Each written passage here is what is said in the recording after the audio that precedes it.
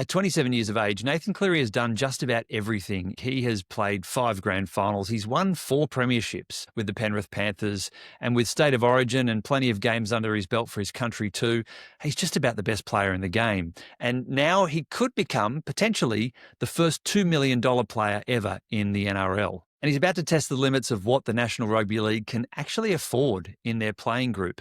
Because behind this next contract, there is a much bigger story at play. Broadcasters are under pressure, streaming giants are circling, and the financial model that underpins the whole thing could be about to change. And now it's time. It's time! It's time for Moneyball. Moneyball. Are you familiar with the story of Moneyball?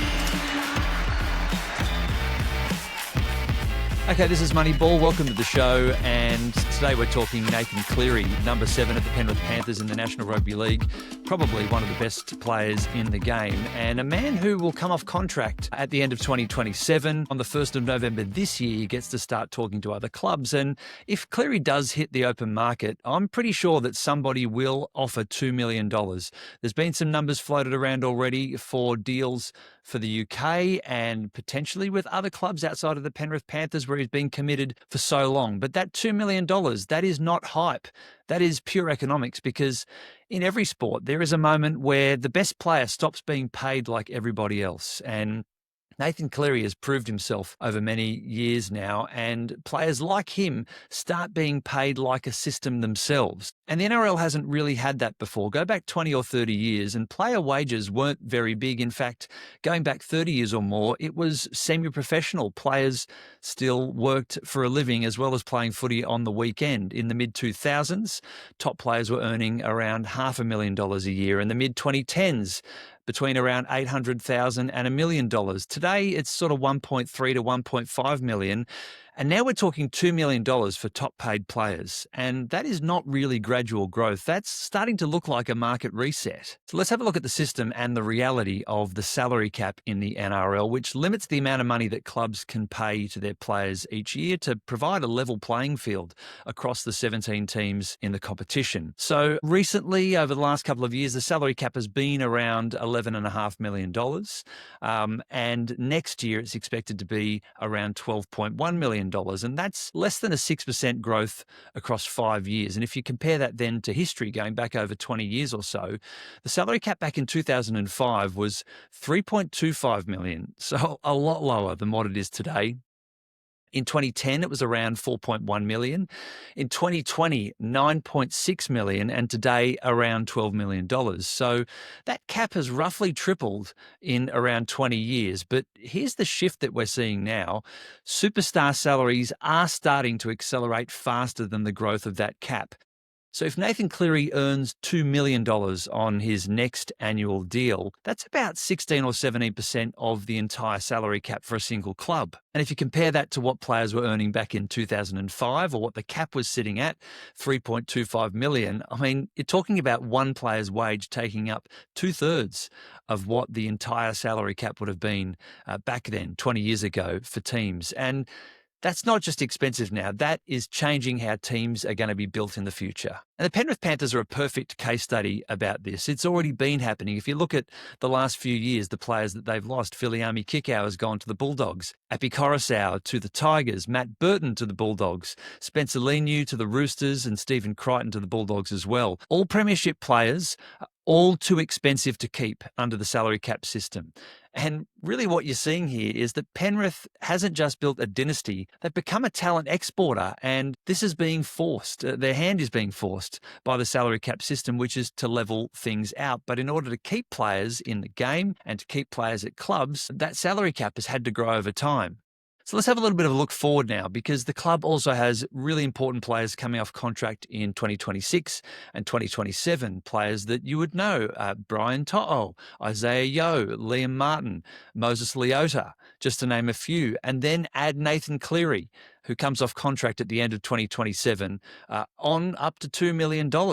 That's an extra $500,000 or so on his current deal. And so the question for the club starts to become, do we pay Nathan Cleary $2 million? And if so, who then do we choose to lose? Because the salary cap is going to limit what they can pay other players. And I think the question also starts to become, where could Cleary go? What could the options be? Does he look at the new Perth Bears team who are recruiting at the moment for 2027? Could he look at PNG, the Papua New Guinea team, which comes in 2028 for a really big new challenge in a new country? Could he go back to New Zealand where he played his junior footy, where his dad was a player and a coach for a little while? Could Nathan Cleary go to New Zealand and help the Warriors win a premiership for the first time? Or could he go to Manly, where his family has a house on the northern beaches, to go and do something really different there? I'm sure he would make a huge impact at Four Pines Park. There's plenty of options, and of course he could stay at Penrith, but he's been there for so long he may now be looking for a new challenge. But let's follow the money, because everything comes back to money. The NRL is a business, and the next broadcast deal is really going to define everything. Let's look at the local players. You've got Nine Entertainment. They don't just have free-to-air, they have Stan as well, which has more than 2 million subscribers. So it is a business that's doing well and growing, but the linear TV business is not doing as well as it did over recent years. It is becoming a more challenged business model. You've also got KO, which is owned by DAZN, Foxtel. They've got between 1.3, 1.5 million subscribers. So between them, you're seeing a streaming audience of local streaming companies, around 4 million people. Now you compare that to some of the global players that are potentially looking for content as well here in Australia. Amazon with over 200 million viewers. Netflix, which I don't think is going to come in and be a player here. DAZN is one, and Paramount Plus, the Channel 10 streaming business too, could be a player here in rugby league rights. So, while Stan and KO have between 3.5 or 4 million subscribers between them, got those bigger global players that have, hundreds of millions of subscribers and are looking for sports content, as they've done in the UK and Europe and in the US, to build into their platforms and into their product offerings. So, the NRL isn't just now looking at negotiating a rights deal as they've done in the past with Nine, with Foxtel and with Sky Sports in New Zealand. They're going to be looking at other options too. Channel 7, I think, has indicated an interest in spending some money potentially on a Monday night football property if that became available, or the State of Origin if the NRL did decide to split that out and sell that separately. But it's so valuable to Channel 9. And I think Channel 9 in particular is going to be looking at how can they retain these rights? How do they pay a number that is going to be big enough for the NRL to want, but small enough that it doesn't constrain their business so much that they can't bring in the revenue to pay for it? They've got their partnership, or there's the offering on pay TV as well with KO and with Foxtel too. So they're going to want to do a big number. The last deal was around $2 billion. The AFL's last deal was over $4 billion. And I know that the NRL wants to get much closer to that. But there is a bit of an issue that has arisen lately, especially on the revenue front, if you just park the kind of TV viewership numbers to one side. And it is a big risk to the NRL around gambling, ads and advertising.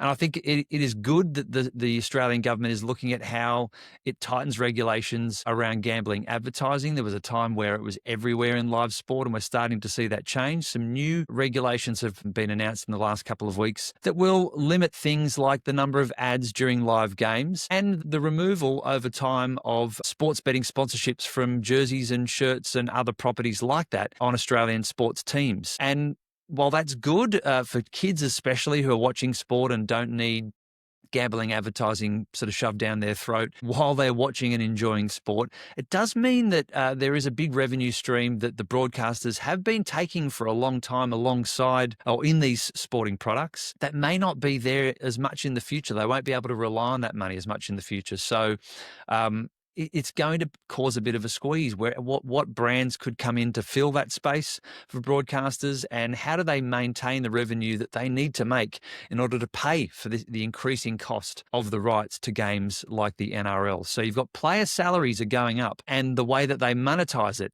is becoming more and more under pressure. So you have this squeeze. So where does the growth come from? And I've touched on this a little bit here, but there's only really a few levers that they can look at.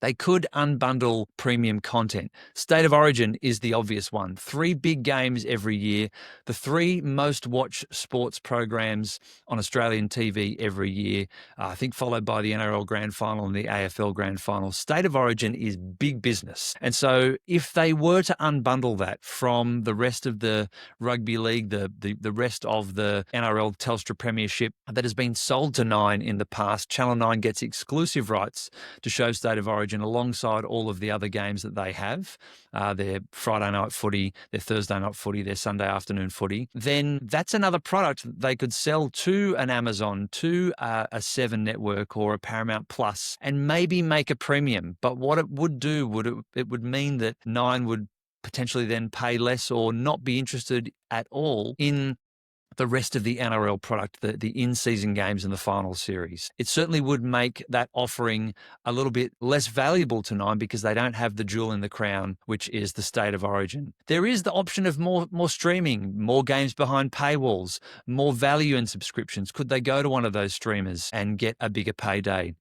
Could they sell State of Origin to Foxtel and to KO and put it behind the paywall there? Or could it become a Stan Sport only product? I don't think so because of the anti-siphoning laws in Australia, which do limit those big events, and the government requires them to be on the free-to-air broadcasters. But this could be something that could be looked at. Then, of course, the expansion teams, PNG, Perth, more teams is more games and more inventory to sell to those broadcasters. So there is a challenge there around where that growth comes from and how the NRL generates more money and whether Australian-based broadcasters can afford to pay more than what they've paid in the past. But I do want to touch on one more thing, and I think this is where it comes together. You're starting to see it happening already anyway. The Nathan Cleary $2 million deal, if it does happen, I think we're on the path to it already. And you look at someone like Dylan Brown at the Newcastle Knights. His deal looks huge right now. It is a big contract. It is 10 years, averaging around $1.3 million per year, which is a lot of cash. And it makes him one of the highest paid players in the NRL. And over that 10-year period, is a huge commitment for the Newcastle Knights to have made. But if the next rights deal comes in and is announced next year, as we expect, and the NRL does get a bigger payday from broadcasters, well, that money's going to flow down to the teams. They are going to continue to lift the salary cap every couple of years so that players keep getting their fair share of the revenue that comes into the game.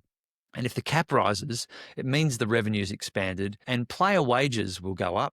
And it means deals like the one that Dylan Brown has done with the Newcastle Knights won't look inflated. It will start to become more the standard. And if Nathan Cleary and then maybe Kalen Ponga as well go on next year and get a really big payday, a $2 million plus deal, over time it will be normalised because it is the way that the game is going. This Dylan Brown deal will just look like an early pass at what is coming in the future with Cleary and with Ponga and co. So Nathan Cleary might become the NRL's first $2 million player, but that number only works if the system grows with him. And right now, that system is being pulled in 3 directions: rising player power, disrupted media economics, and global competition for attention. So this isn't just a contract story for him and where he might end up and how much he gets paid in the future. It's a question of whether the NRL can scale and whether the biggest star outgrows the game or the game grows with him. The media rights is going to be super interesting to watch over the coming weeks and months, and we'll be watching it pretty closely right here on Moneyball. Moneyball.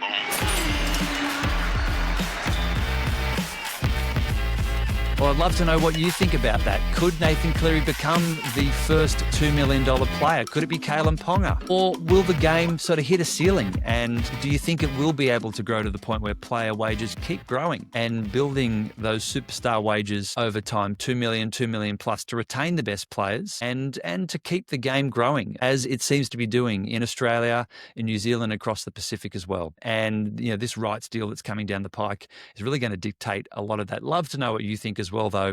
You can email me, askmoneyball.show@gmail.com. You can follow us on Instagram and leave a comment here on YouTube as well. Do you think NRL players are worth more than $2 million? Is that the way that the game is going to go? And, you know, where would you watch your NRL? Would you watch it on a new broadcaster where you haven't watched it before? Are you really rusted on with Nine and Foxtel and KO? And is that where you want to see it stay in the future? Drop me a message and let me know what you think. This has been Moneyball. Thanks so much for watching and listening. I'll catch you on the next episode. And remember, until next time, follow the money. Moneyball.